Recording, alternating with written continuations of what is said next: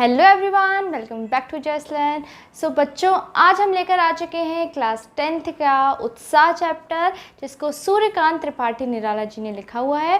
बेटा, इस चैप्टर में दो पार्ट हैं, पहला उत्साह और दूसरा अट नहीं रही है।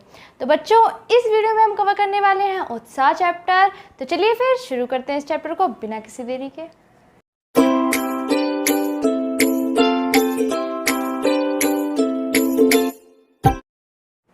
चलिए बच्चों, फिर देखते हैं, हम चैप्टर की तरफ बढ़ते हैं।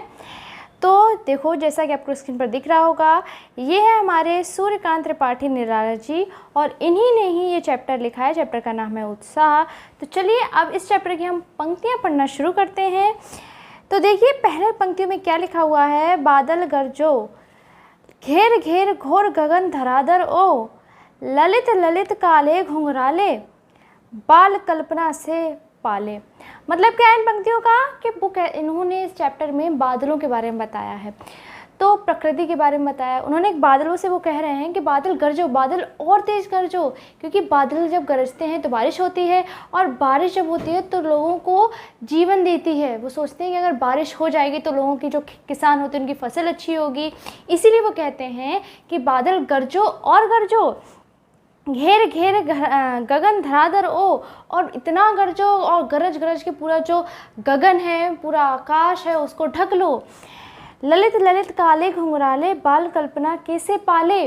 वो कहते हैं कि ये जो बादल हैं वो काले काले घुंघराले ऐसे लग रहे हैं जैसे मानो जो बालक नहीं होते हैं, छोटे छोटे गोल मटोल बालक होते हैं, उनके जो बाल होते हैं वो घुंघराले होते हैं। वैसे ही वो कह रहे हैं कि जो गगन है, जो बादल हैं, वो भी मानो ऐसे लग रहे हैं कि कोई बच्चा है जिसके काले काले घुंघराले बाल हैं।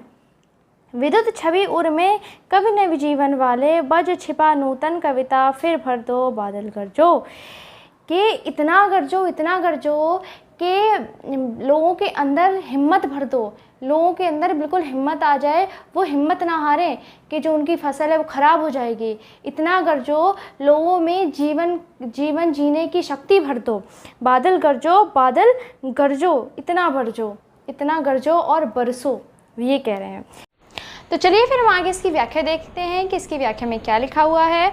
प्रस्तुत पंक्तियों में कवि ने बारिश होने से पहले आकाश में दिखने वाले काले बादलों, गरजने और आकाश में बिजली चमकाने अद्भुत वर्णन किया है।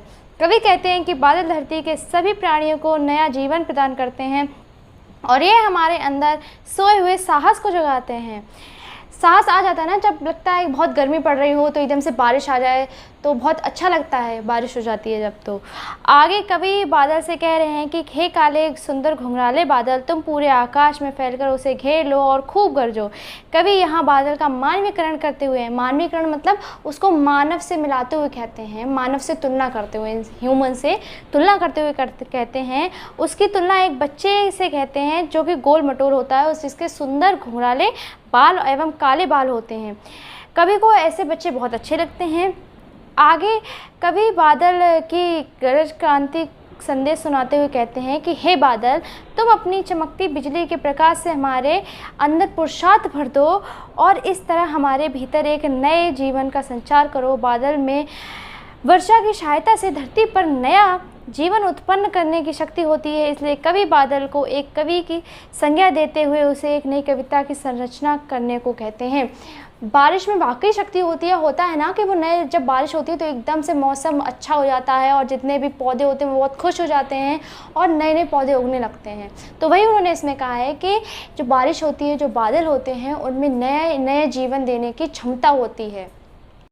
तो चलिए बच्चों, अब देखते हैं हम इसका सेकेंड पैराग्राफ में क्या है। तो चलिए फिर पंक्तियाँ पढ़ते हैं।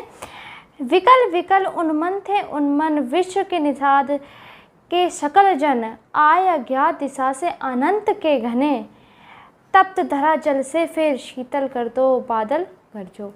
कवि कहते हैं कि जो पूरे जो जग के जो लोग हैं वो कैसे थे, गर्मी की वजह से व्याकुल थे, विकल थे, वो परेशान हो रहे थे। गर्मी की वजह से इतनी गर्मी थी कि वो तड़प रहे थे, और उसी समय क्या होता है, विश्व की एक अज्ञात दिशा से कुछ घने और काले बादल आ जाते हैं जो पूरे आकाश को ढक लेते हैं, जिससे क्या होता है, जो सूरज की तपती धूप होती है वो धरती तक नहीं पहुंच पाती है, जिससे लोग में कि जो खुशी पैदा हो जाती है और उनकी थोड़ी सी जो तड़प होती है वो कम हो जाती है।